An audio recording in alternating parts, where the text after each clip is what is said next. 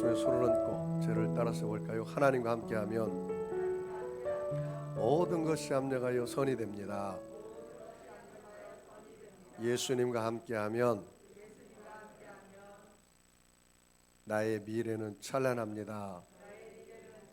성령님과 함께하면 나는 매일매일 모든 면에서 좋아지고 있습니다. 두 손 들고 해볼까요? 하나님, 나는 존귀한 자입니다. 성도야, 너는 존귀한 자다. 사탄아, 나는 존귀한 자다. 예수 이름으로 명하노니 썩 물러가라. 할렐루야. 여러분, 존귀한 자죠? 존귀한 자처럼 생각하고 꿈꾸고 믿고 말을 하면 그대로 됩니다.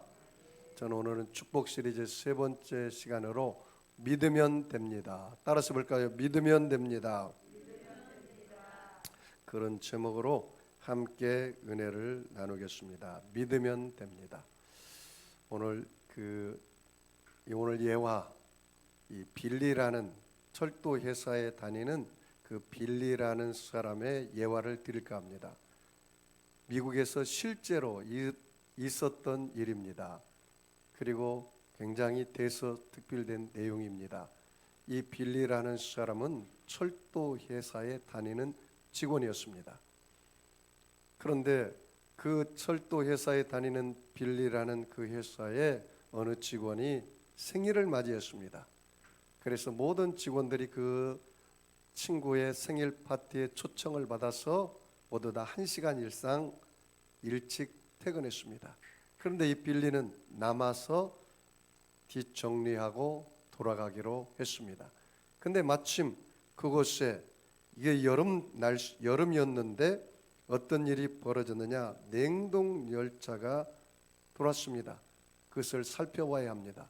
근데 빌리는 굉장히 성실하고 정직하고 아주 열심히 일하는 사람이었습니다. 근데 그 빌리에게 하나의 단점이 있었는데 그것은 매사에 모든 것을 부정적으로 생각하고 말하는 경향이 있었습니다. 그런데 이 냉동 열차를 살펴보다가 그만 사고로 냉동 열차 안에 갇히게 되었습니다. 이 냉동 열차는 안에서는 열 수가 없고 밖에서만 열 수 있는 냉동 열차였습니다. 그 냉동 열차에는 비어 있었습니다. 다른 열차와 연결이 되어 있지 않는 상태였습니다. 냉동 열차에 갇힌 이 빌리는 당황하기 시작했습니다. 마음에 염려, 근심, 걱정이 다가왔습니다. 그래서 안에서 막 그 냉동 열차를 막 내리쳤습니다. 손에 피가 철철 흘렀습니다. 그런데 밖에는 직원들이 다 생일 파티에 갔기 때문에 아무도 냉동 열차를 열어줄 수가 없었습니다. 빌리는 소리치고 그 냉동 열차를 계속 두드리다가 이제는 지쳐서 쓰러지고 말았습니다. 빌리는 포기하고 말았습니다. 그는 혼자 이렇게 생각했습니다. 나는 지금 냉동실에 갇혔다. 그리고 이 냉동실 안에 온도는 영하 30도는 될 거야. 도대체 어떻게 해야 한다는 말인가? 여기서 내가 나가지 못한다면 나는 얼어 죽고 말 게 분명해. 밤새도록 이 추위에 견딜 사람은 아무도 없어. 나는 얼어 죽을 거야. 그렇게 생각을 했습니다. 그가 이렇게 생각할수록 점점 더 추위가 느껴졌습니다. 빌리는 스스로 숨쉬기가 곤란하고 느끼며 그는 그만 바닥에 덜컥 주저앉아 버리고 말았습니다. 자기 몸이 꽁꽁 얼어서 죽은 것 같은 그런 생각에 가득 사로잡히고 말았습니다. 그러는 와중에 지금의 상태를, 자기의 상태를 글로 쓰기를 원했습니다. 보니까 펜이 있고 종이가 있어서 그는 이렇게 자기 상태를 기록했습니다. 나는 너무 춥다. 몸이 서서히 마비되고 있다. 빨리 나가지 않으면 아마도 이것이 내 마지막 글이 될 것이다. 나는 죽어가고 있다. 그렇게 기록했습니다. 그래서 빌리는 몸이 계속해서 추위가 느껴지고 그리고 구석대기에서 쪼그려서 계속해서 얼어가는 것을 느꼈습니다. 결국 그는 얼어서 죽고 말았습니다. 회사에 다음날 출근한 그 직원들이 냉동 열차의 문을 열어봤더니 빌리가 한 구석에 쪼그린 채 얼어 죽어 동사가 되었습니다. 경찰에 신고했습니다. 경찰들이 빌리의 시체를 부검한 결과 얼어 죽은 동사였습니다. 그런데 이상한 것을 발견했습니다. 빌리가 안으로 들어간 냉동 열차는 전원이 꺼져 있었습니다.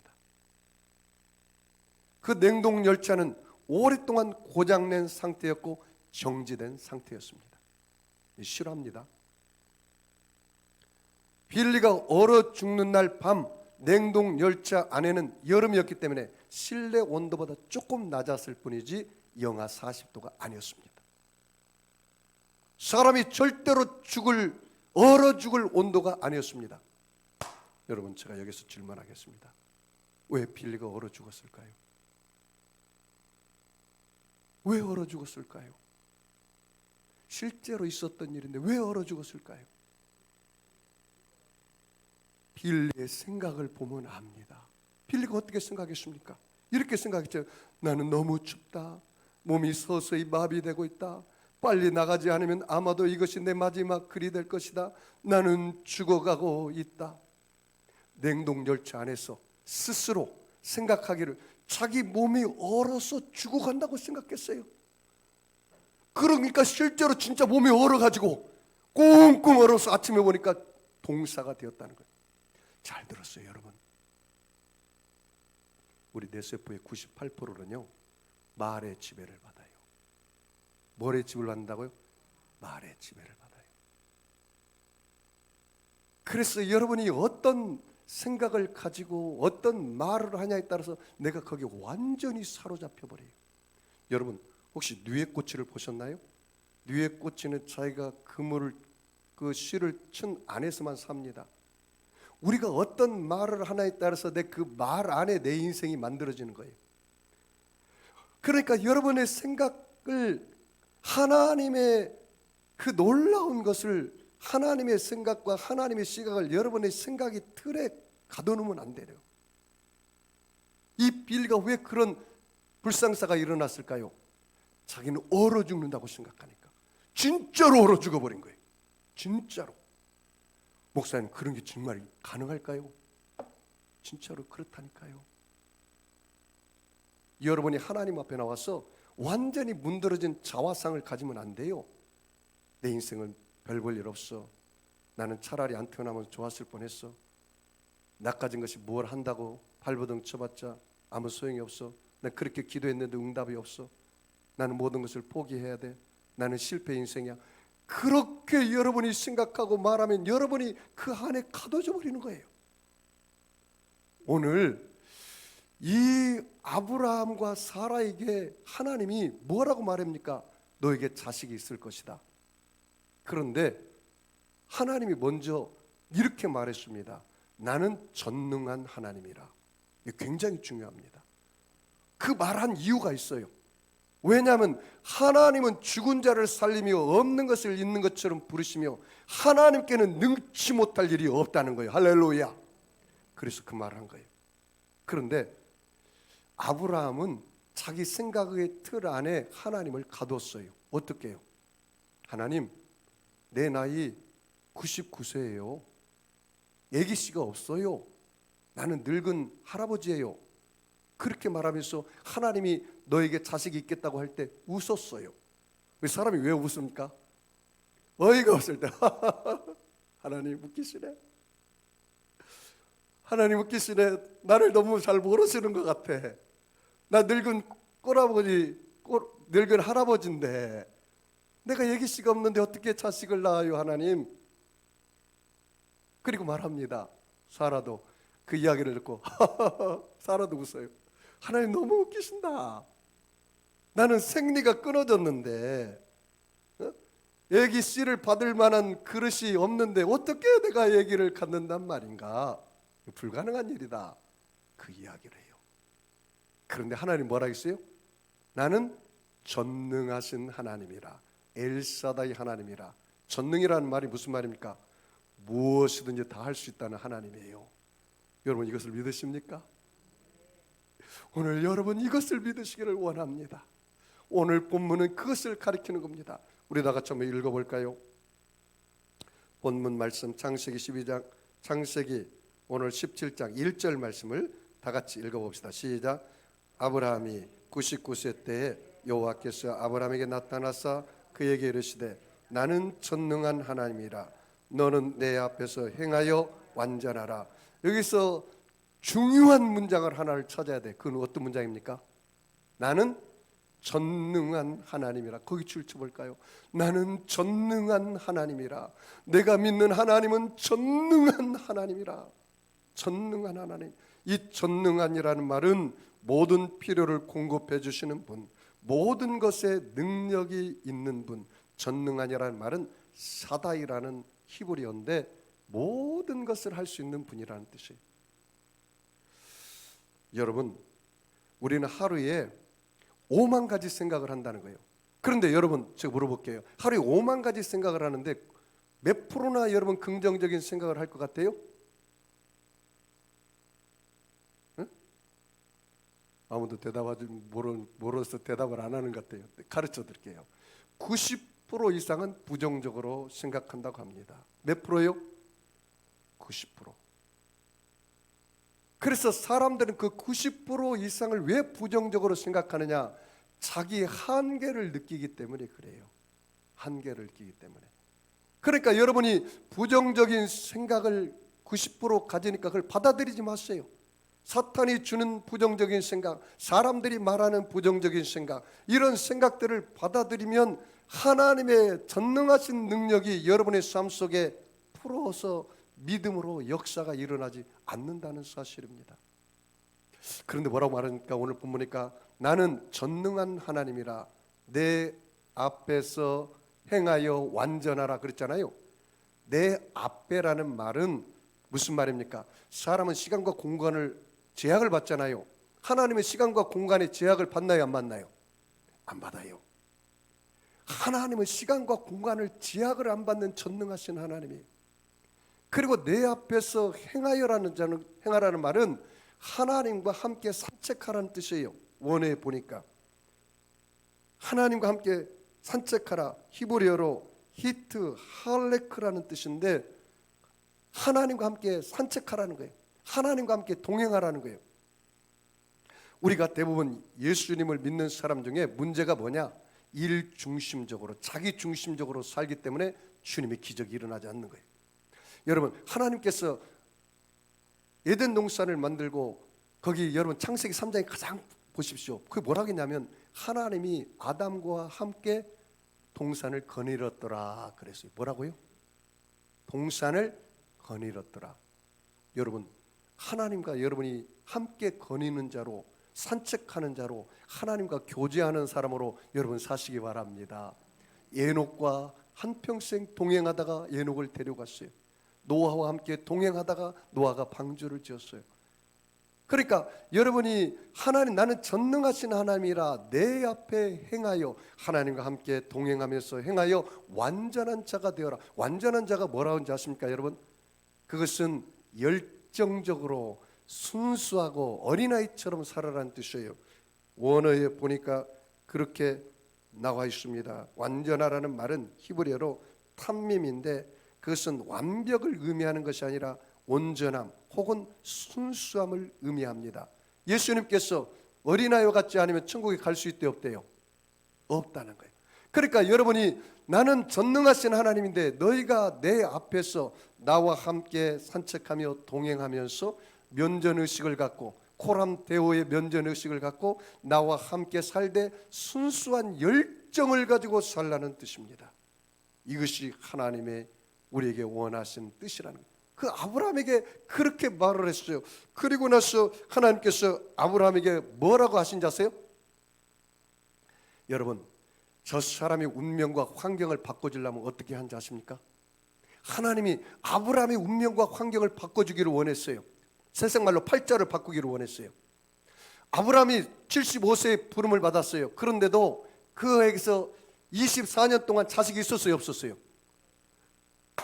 이제는 아브라함에게 자식을 주겠다고 이야기해요. 24년 만에. 그런데 하나님께서 오늘 본문에 보니까 아브라함과 그의 아내 사라에게 바꿔준 게 하나가 있어요. 뭘 바꿔줬습니까? 그래요, 이름을 바꿔줬어요. 아브라함은 고귀한 아버지라는 뜻이에요. 그런데 아브라함은 열국의 아버지라는 뜻이에요. 모든 민족의 아버지라는 뜻이에요. 너를 통해서 왕들이 나온다는 거예요. 그 다음에 사레는 나의 공주라는 뜻이에요. 여러분, 나의 공주는 애기 나요 못 나요? 공주가 애기 나면 이상하죠. 시집을 가야 애기 날 거 아닙니까? 그런데 이 사레는 나의 공주라는 뜻이죠. 그럼 사라는 무슨 뜻입니까? 열국의 어머니라는 뜻이에요.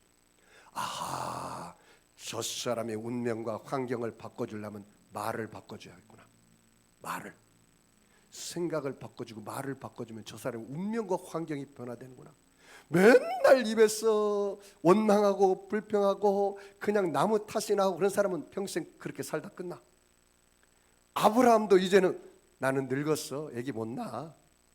내가 애기씨가 없는데 어떻게 아들을 낳겠어? 어떻게 자식을 낳겠어? 자기 생각 툴 안에 가둬서 하나님의 생각을 받아들일 수가 없어. 사라도 나는 이제 생리가 끊어졌는데 어떻게 얘기를 가져? 과학적으로, 지성적으로, 이성적으로 불가능한 일이야. 이제는 자식 포기했어요. 그때 하나님께서 그들의 이름을 바꿔줬어요. 여러분 보십시오. 그러니까 웃었죠. 그 아브라함이 자기 아내를 볼 때 열국의 아내요. 또 사라도 자기 남편을 볼 때 열국의 아버지요, 열국의 남편이 할 때 웃어요, 안 웃어요? 여러분은 안 웃었거든요. 그런데 여기 보십시오. 그렇게 부르라는 거예요. 없는 것을 있는 것처럼 부르고 죽은 자를 살리신 하나님을 부르라는 거예요. 자, 오늘 본문 말씀 볼까요? 여러분 9절 말씀 봅시다. 9절. 자, 9절부터 같이 읽어볼까요? 창세기 17장 15절 말씀 봅시다. 15절로 넘어가겠습니다. 같이 읽습니다. 시작. 하나님이 또 아브라함에게 이르되 내 아내 사레를 이름을 사레라 하지 말고 뭐요? 사라라 하라. 내가 그에게 복을 주어 그가 내게 아들을 낳아 주게 하며 내가 그에게 복을 주어 그를 여러 민족의 어머니가 되게 하리니 민족의 여러 왕이 그에게서 나리라. 아브라함이 엎드려 뭐요? 웃었다고 그랬어요. 웃었다고 그랬어요. 마음속에 뭐라고 이르되 100세 된 사람이 어찌 자식을 낳을까? 사라는 90세니 어찌 출산하리요? 낳겠다는 거예요? 못 낳겠다는 거예요? 낳을 수 없다는 거예요. 자, 좀 더 넘어가 볼까요? 여러분 그 18장 9절로 가봐요. 18장 9절 같이 읽어봅시다. 시작. 그들이 아브라함에게 이르되 내 아내 사라가 어디 있느냐? 대답하되 장막에 있나이다. 그가 이르시되 내년 이맘때 내가 반드시 내게로 돌아오리니 내 아내 사라에게 뭐가요? 아들이 있으리라 하시니 사라가 그 뒤 장막문에 들었더라. 아브람과 사라는 나이 많아 늙었고 사라에게는 여성의 뭐가 끊어졌어요? 생리가 끊어졌더라. 이 말이 여러분 한번 집중해 보십시오. 생리가 끊어졌어. 나올 수 없다는 거예요. 자, 그래서 뭐라고 이거? 자, 12절이요. 사라가 속으로 어떻게 해요? 웃었다. 그래서 그 아들 이름이 웃음이라는 뜻으로 이삭이에요. 이삭. 좀 더 읽어볼까요? 이르되 내가 노쇠하였고 내 주인도 늙었으니 내게 무슨 즐거움이 있으리요? 하나님, 내가 자식을 낳아가지고 그렇게 무슨 즐거움이 있겠습니까? 나는 불가능해요. 자기의 생각 안에 하나님의 생각을 가둬버렸어요. 하나님이 전능하신 하나님이란데 그 다음에 놀라운 말을 했어요. 여러분 13절 14절 같이 읽어볼까요? 여호와께서 아브라함에게 이르시되 사라가 왜 웃으며 이르기를 내가 늙었거늘 어떻게 아들을 낳으리요 하느냐. 거기 14절 말씀 보세요. 같이 읽을까요? 큰 소리로 여호와께 능하지 못한 일이 있겠느냐.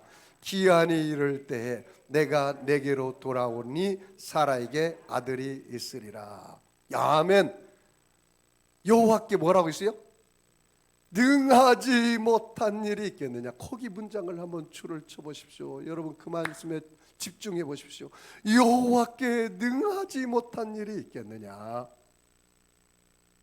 여러분 하나님께는 능치 못할 일이 있어요 없어요?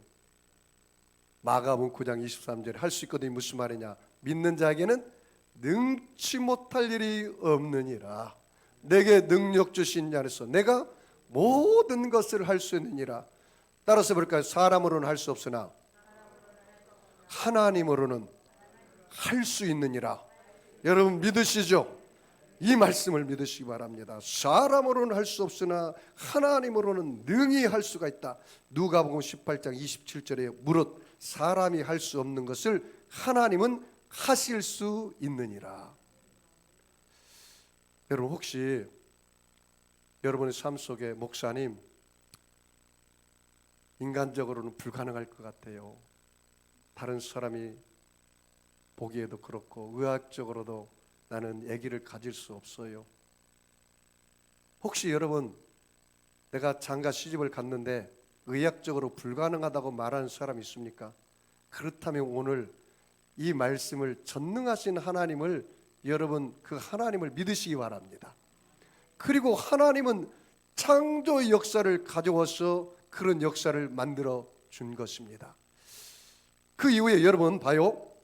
이 아브라함이 25년 만에 아들을 낳았는데요. 사라도 25년 만에 아들을 낳았는데요. 24년까지 없었던 그 자식이 왜 이렇게 생겼느냐? 말을 바꾸고 나서. 그러니까 봐요. 아브라함이 하루는 밤에 하늘을 쳐다봤어요.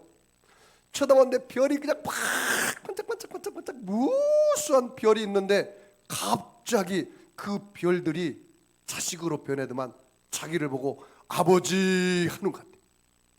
이 믿음이 들어와 버렸어요. 이 뱃속에 들어와 버렸어요. 그러니까 아이고 하나님 얼토당토한 말을 하지 마세요. 내가 남자 애기씨를 가질 수 없는 나 늙은 할아버지인데 내가 어떻게 자식을 갖겠습니까? 그런데 계속 자기를 부르는 거야. 나는 열국의 아버지다. 아침에 일어나서 열국의 아빠, 열국의 남편 계속 부르다 보니까 사람이 어떻게 됩니까? 뇌세포의 98%는 말의 지배를 받는데 사람이 마음으로 믿어 의에 이르고 입으로 시인하여 구원에 이르느니라. 와! 믿음이 확 들어온 거야. 사라도 마찬가지예요. 사라도 나는 열국의 어머니 그러다 보니까 자기 마음의 뱃속 깊이 그래 하나님은 전능하신 하나님인데 가능하다. 할렐루야. 여러분이 여러분의 시각으로 하나님을 가두지 마세요. 이사야 선지자가 뭐라 했습니까? 내 생각과 너희 생각은 다르고 내 길과 너희의 길은 다르다겠어요. 그러므로 여러분이 모든 사물을 볼 때 나의 시각으로 보지 말고 하나님의 시각으로 보시기 바랍니다. 이게 뭐예요? 믿음으로 보라는 거예요. 믿음으로 보면 보여지기 시작하는 거예요. 세상 사람들은 보아야 믿지만 우리는 믿으면 보여지기 시작하는 거예요. 이 세계가 완전히 다른 것입니다. 할렐루야. 여러분 중에 혹시 이렇게 말하는 사람이 있습니까? 하나님은 나에게 아무것도 주지 못해. 나는 하는 것마다 안 돼. 이렇게 실패자가 된 지 오래되었어. 여기서 더 이상 나아질 생각은 안 해. 기도도 해보았어. 별 수 없네. 믿음도 가져봤지. 그래도 별 수 없어. 내가 할 수 있는 일은 모두 해봤어. 그러나 아무것도 내게 바뀐 것이 없어. 아무 소용이 없다고. 나는 이제 포기해야 돼. 이렇게 말하는 사람이 있습니까? 어느 분이 저에게 그렇게 말해요. 목사님, 저는 실패자인가 봐요. 저는 하는 것마다 잘 안 돼요. 더 이상 희망을 품고 살고 싶지가 않아요. 지금까지 제 인생은 상처만 받았어요. 저에게 더 좋은 일이 일어나리라고 나는 기대하기 싫어요. 왜냐하면 이제는 실망하고 싶지 않기 때문입니다. 이렇게 다 포기하는 사람이 있습니까? 사랑하는 성도 여러분, 절대로 포기하지 마십시오. 여러분이 하나님의 생각을 안다면 그런 말을 하지 않을 거예요. 하나님이 저와 여러분을 향한 생각은 어떤 생각인지 아세요? 내가 너희를 향한 생각은 재앙이 아니라 미래의 장래에 소망 주는 생각이니라. 할렐루야. 나는 내게 복 주기를 원하며 나는 내게 평강 주기를 원하며 나는 내게 은혜 베풀기를 원하며 나는 너를 지키기를 원하노라.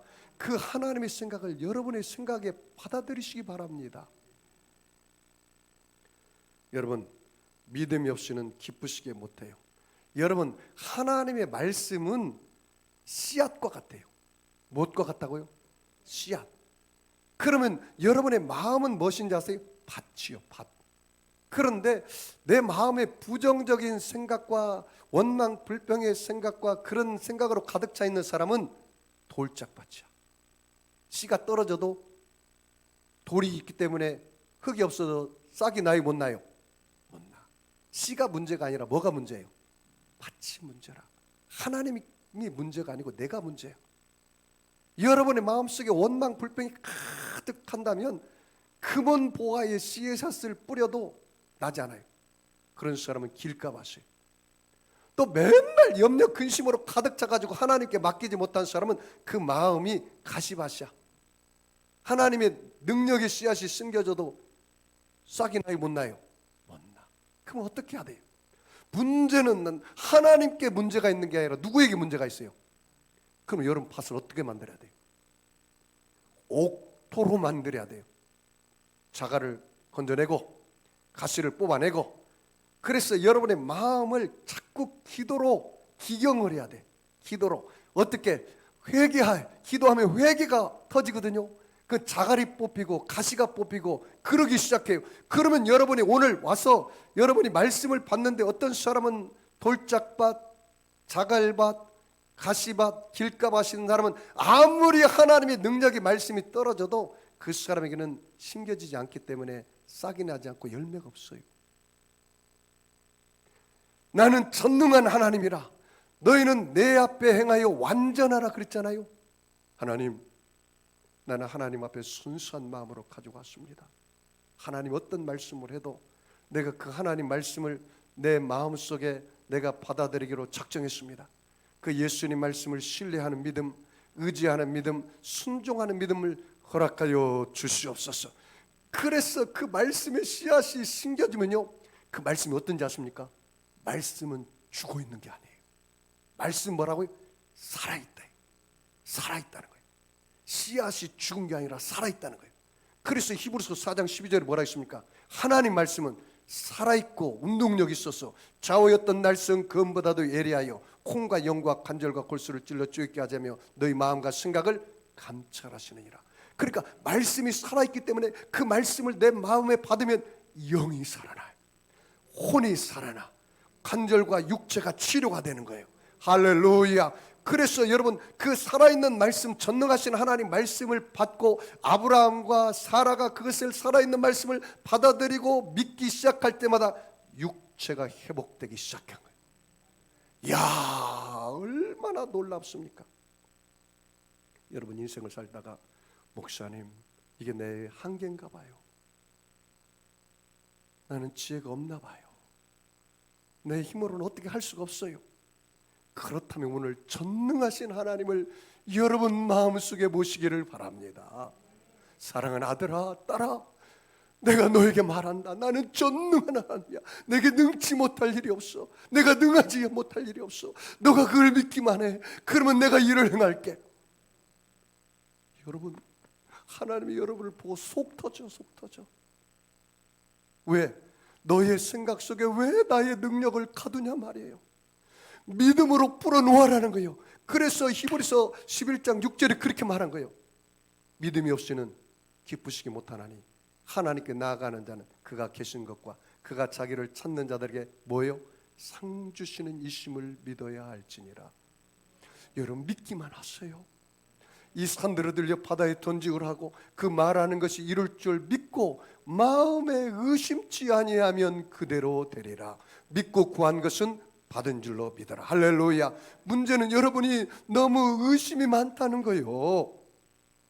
너무 불신이 많다는 거예요. 왜? 나를 바라보니까 내 생각 속에는 도저히 불가능하거든. 그러나 내 생각 속에 가두지 말고 내 생각은 할 수 없지만 하나님은 할 수 있대. 하나님은 가능하대. 여러분이 이것을 믿으시기를 주의 이름으로 축복합니다. 목사님, 내 꿈은 이제 산산조각이 났어요. 이제 나는 끝났어요. 행복이란 말은 나랑 어울리지 않나 봐요. 난 영원히 그 모양 그 꼴로 살 것 같아요. 이렇게 여러분이 절망하고 낙심하면 누가 박수치는지 아세요? 마귀만 박수쳐요. 마귀는 도둑질하고 죽이고 멸망시키려고 왔기 때문에 그렇습니다. 사랑하는 성도 여러분, 오늘 말씀의 결론을 맺겠습니다. 여러분이 갈보리 십자가 앞에 들어가서 여러분의 뭉클어진 자화상, 무너진 자화상, 상처받은 자화상, 나는 할 수 없다, 안 된다, 못한다의 자화상을 십자가 밑에 들어가서 예수의 보혈로 말미암아 여러분 회복되시기를 바랍니다. 나는 그리스도와 함께 십자가에 죽고 오직 내 안에 사는 이 예수로 산다기 싸우니 예수의 생명으로 회복되시기 바랍니다. 여러분, 마귀가 속삭일 겁니다. 너의 분수를 알아라. 너는 죄인이다. 죄책의식과 죄의식 가운데 우리를 날마다 참수할 것입니다. 그럴 때마다 나는 예수님의 십자가 보혈로 내 죄 허물은 떠나가고 나는 믿음으로 용서받은 의인이야. 나를 때를 따라 돕는 은혜를 얻게 하여 보호자 앞에 나가서 하나님 앞에 얼마든지 기도할 수 있는 사람이야. 여러분이 그렇게 고백하시기 바랍니다.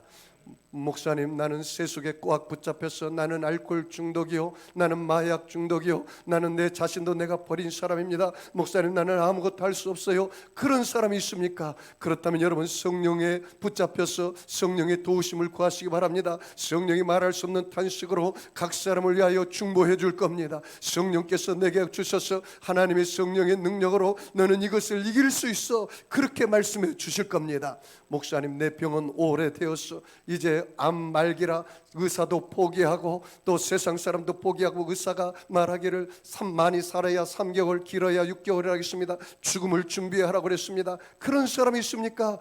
하나님이 전능하신 하나님을 만난다면 히스기야에게 너는 곧 죽어, 하나님의 그 히스기야에게 말했습니다. 그러나 그 운명과 환경도 기도하니까 하나님이 들으시고 그것을 바꿔서 15년을 연장시켜 줬단 말이죠. 하나님은 죽은 자를 살려주시는 거예요. 없는 것을 있는 것처럼 부르시는 거예요.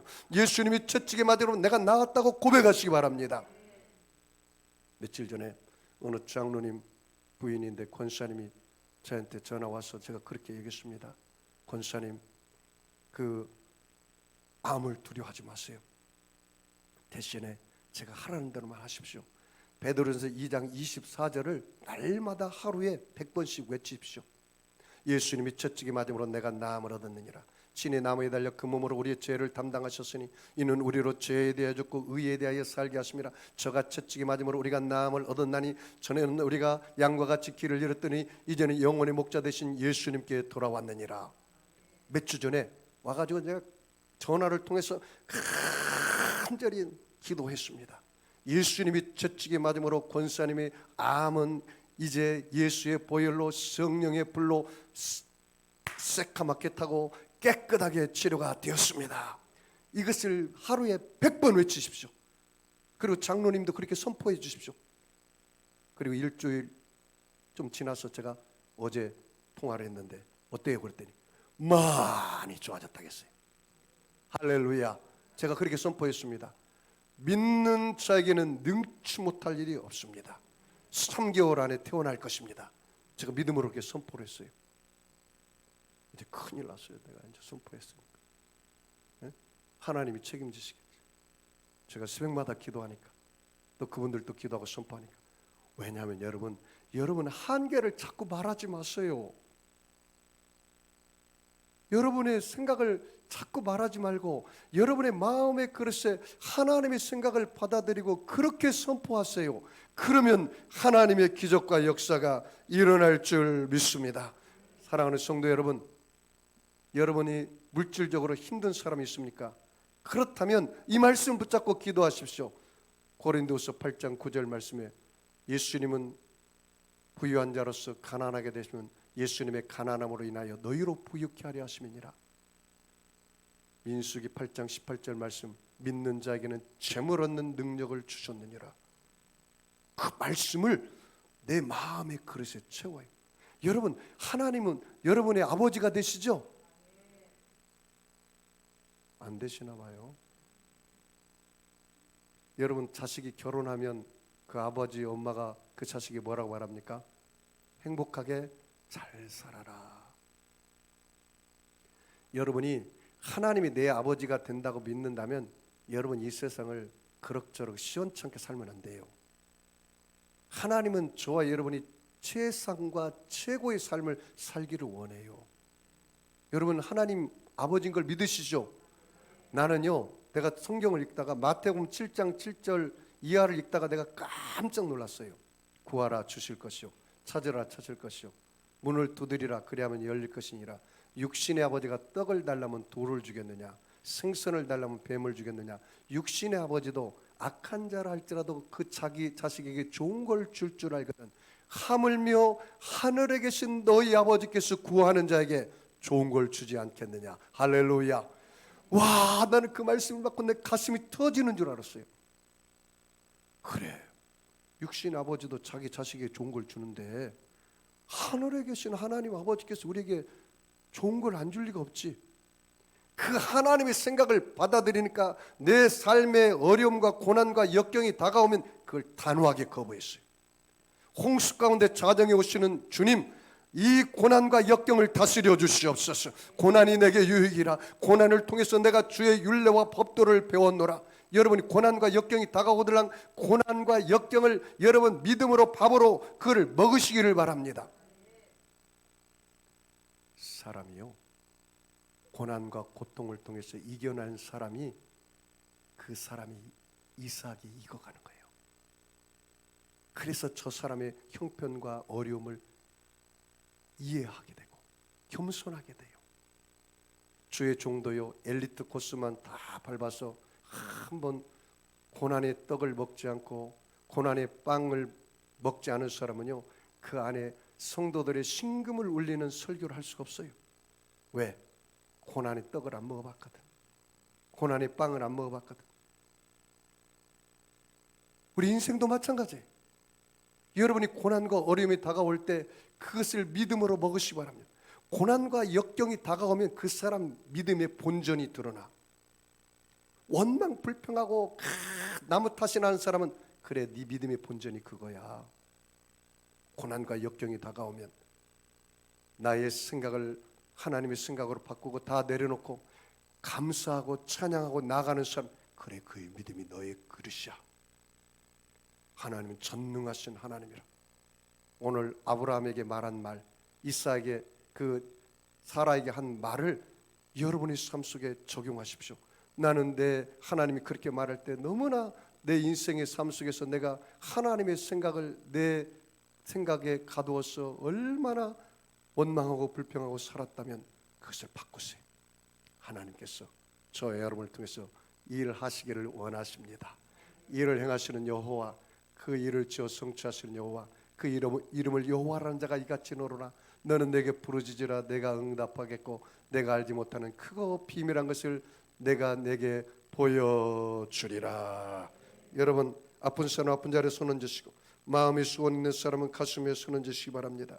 전능하신 아버지 하나님, 예수님의 피 묻은 손으로 저들의 머리끝에서 발끝까지 안수하여 주시옵소서. 예수님이 찔림은 우리 허물을 인하며 예수님이 상함은 우리의 죄악을 인함이라. 예수님이 징계를 받음으로 우리가 평화를 누리고 예수님이 채찍에 맞음으로 우리가 나음을 입었다고 말씀하셨습니다. 하나님 아버지요, 남편의 문제, 자녀의 문제, 부부의 문제, 가정의 문제, 물질의 문제, 질병의 문제 주님 발 앞에 내려놓습니다. 날마다 내 짐을 져주시는 주님, 구원의 하나님을 찬양합니다. 구원의 하나님을 바라봅니다. 하나님 아버지요, 내 생각 속에 하나님의 생각을 가두지 않기를 원합니다. 여호와께 능하지 못한 일이 있겠느냐? 할 수 있거든이 무슨 말이냐? 믿는 자에게는 능치 못할 일이 없느니라. 예수님이 채찍에 맞음으로 우리의 영혼육이 나았다기 싸우니 오늘 내가 나사렛 예수를 명한다. 악하고 더러운 병마야 각 사람 몸에서 묶음을 받고 떠나갈지어다. 병마는 물러갈지어다. 악의 세력은 빠져나갈지어다. 야훼 하나님 아버지요, 약한 자 강하여지게 하시고, 미련한 자 지혜를 얻게 하시고, 부족한 자 만족함을 얻게 하시고, 불가능은 가능케 하여서 어떤 문제도 해결하여 주시고 응답하여 주시옵소서. 하나님은 우리 아버지가 되십니다. 그 아버지 앞에 아바 아버지라 부르며 나아가는 당신의 백성들을 불쌍히 여겨 주셔서 오늘 응답하여 주시옵소서. 예수님의 이름으로 축복하고 기도하옵나이다. 우리 주님 시험 부르고 말씀을 생각하면서 통성으로 기도하겠습니다. 주여, 주여, 주여.